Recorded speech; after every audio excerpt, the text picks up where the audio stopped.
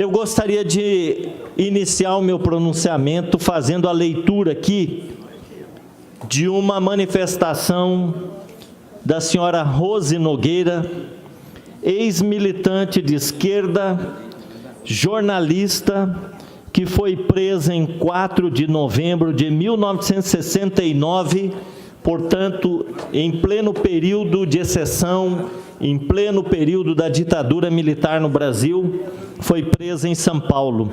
E hoje ela vive na mesma cidade como militante dos direitos humanos.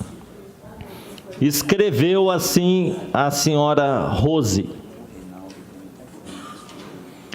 sobe depressa, Miss Brasil, dizia o torturador enquanto me empurrava e beliscava minhas nádegas, escada acima no DOPS. Eu sangrava e não tinha absorvente. Eram os 40 dias do parto. Na sala do delegado Fleury, num papelão, uma caveira desenhada e embaixo as letras EM, de Esquadrão da Morte. Todos deram risada quando entrei. Olha aí a Miss Brasil, pariu no outro dia e já está magra, mas tem um quadril de vaca, disse ele. Um outro, só pode ser uma vaca terrorista. Mostrou uma página de jornal com a matéria sobre o prêmio da vaca leiteira Miss Brasil numa exposição de gado. Riram mais ainda quando ele veio para cima de mim e abriu meu vestido. Picou a página do jornal e atirou em mim.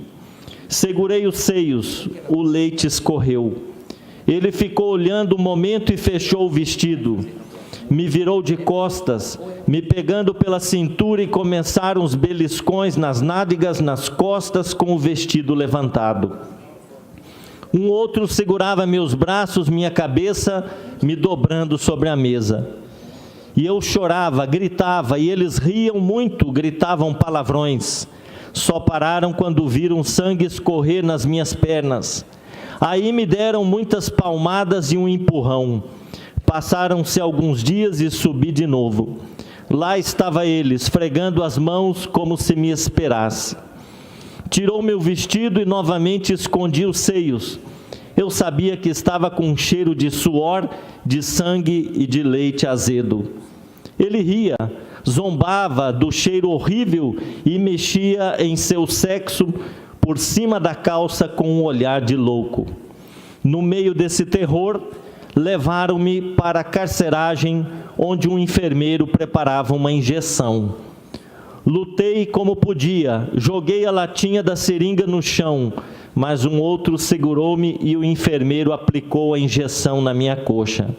O torturador zombava: esse leitinho o nenê não vai ter mais. E se não melhorar, vai para o barranco, porque aqui ninguém fica doente. Esse foi o começo da pior parte. Passaram a ameaçar buscar meu filho. Vamos quebrar a perna, dizia um. Queimar com cigarro, dizia outro. Este é o depoimento de Rose Nogueira, militante de esquerda, que foi presa pela ditadura militar e torturada desta forma nos porões do DOPS. Como a Rose, milhares de brasileiros foram perseguidos, torturados e muitos foram mortos. Muitos desapareceram durante o período da ditadura militar no Brasil.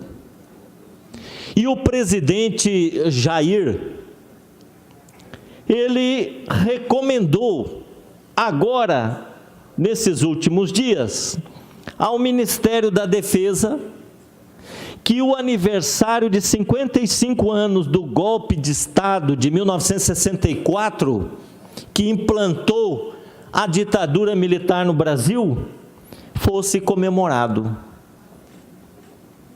O presidente da República pediu para o comando do Ministério da Defesa festejar a data de 31 de março, que lembra o golpe militar que implantou essa ditadura terrível aqui no Brasil.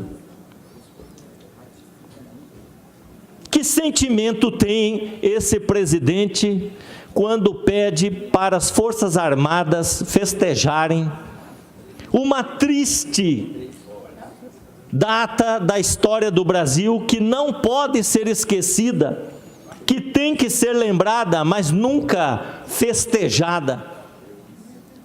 Tem que ser, sim, repudiada pelos crimes que foram cometidos contra a humanidade. O sentido da comemoração pretendida refere-se à ideia de festejar a derrubada de um governo legítimo de João Goulart, no dia 1º de abril de 64, e instauração de uma ditadura militar no Brasil que durou mais de 20 anos. E eu faço aqui algumas considerações da Procuradoria Federal dos Direitos do Cidadão, que se manifestou agora. O ato se reveste de enorme gravidade constitucional, pois representa a defesa do desrespeito ao Estado democrático de direito. O presidente da República, ao pedir que as Forças Armadas festejem, comemorem a instauração de uma ditadura militar no Brasil, um golpe que derrubou um presidente legitimamente eleito e que foi responsável por grandes atrocidades por mais de 2 décadas no Brasil, o presidente comete um crime, a meu ver, já motivo de um impeachment, porque ele está fazendo uma apologia do desrespeito ao Estado democrático de direito. É preciso lembrar que em 64 vigorava a Constituição de 46, a qual previa eleições diretas para presidente da República. Portanto, nós tínhamos um governo legítimo. O golpe de Estado de 64, sem nenhuma possibilidade de dúvida ou de revisionismo histórico, foi um rompimento violento e antidemocrático da ordem constitucional. Se repetida nos tempos atuais, a conduta das forças militares e civis que promoveram o golpe seria caracterizada como o crime inafiançável e imprescritível de atentado contra a ordem constitucional e o Estado democrático de direito previsto no artigo 5º da Constituição brasileira. O apoio de um presidente da República ou altas autoridades seria também crime de responsabilidade previsto no artigo 85 da Constituição e da Lei 1079 de 1950.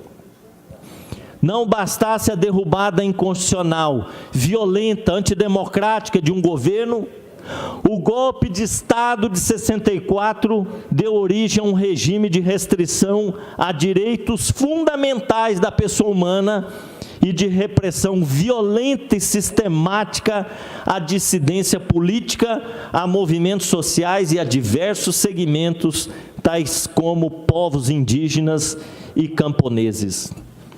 A Comissão Nacional da Verdade, que funcionou de 2012 a 2014, confirmou que o Estado ditatorial brasileiro praticou graves violações aos direitos humanos que se qualificam como crimes contra a humanidade.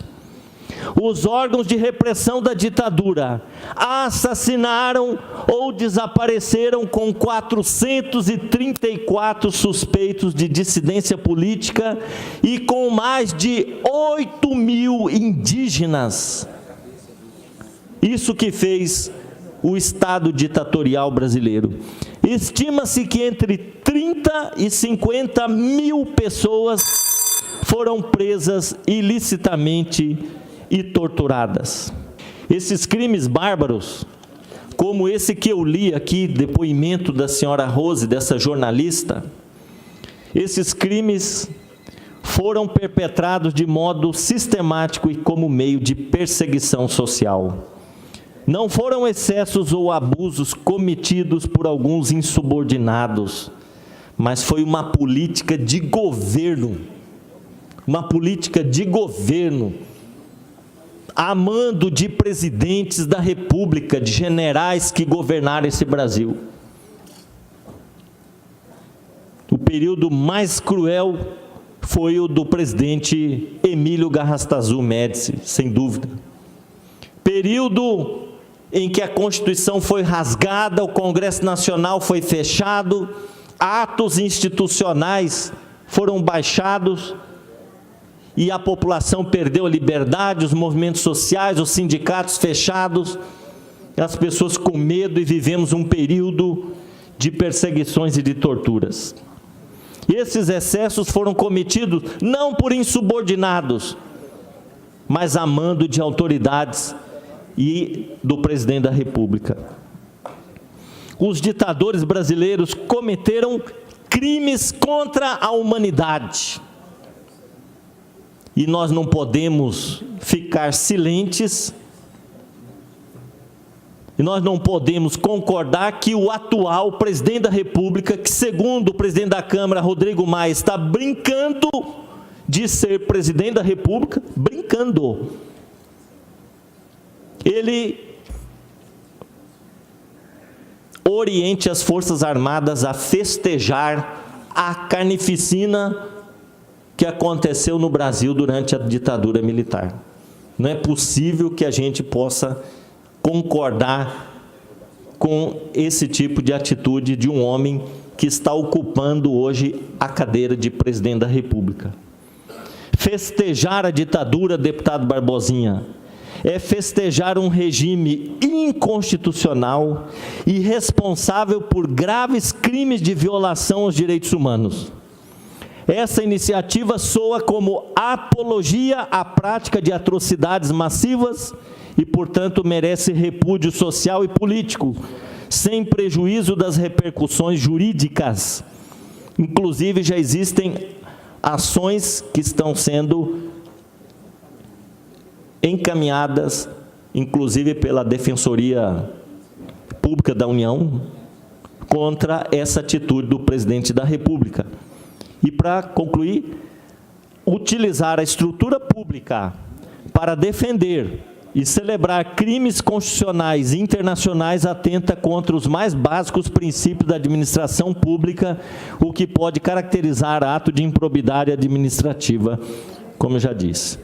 E lamento, inclusive, que recebi pelo WhatsApp um convite do CMO aqui no nosso estado, convidando para essas comemorações, né, sugeridas pelo senhor Jair, presidente da República. Um absurdo que tem que ser repudiado. Portanto, esse dia 31 de março não pode ser esquecido. Esse dia deve ser um dia de reflexão para que o Brasil nunca mais permita que a ordem democrática seja desrespeitada, rompida, e que nunca mais a gente tenha uma ditadura no Brasil. Ditadura nunca mais, e que reine a democracia. Por pior que ela seja, é melhor que a melhor das ditaduras.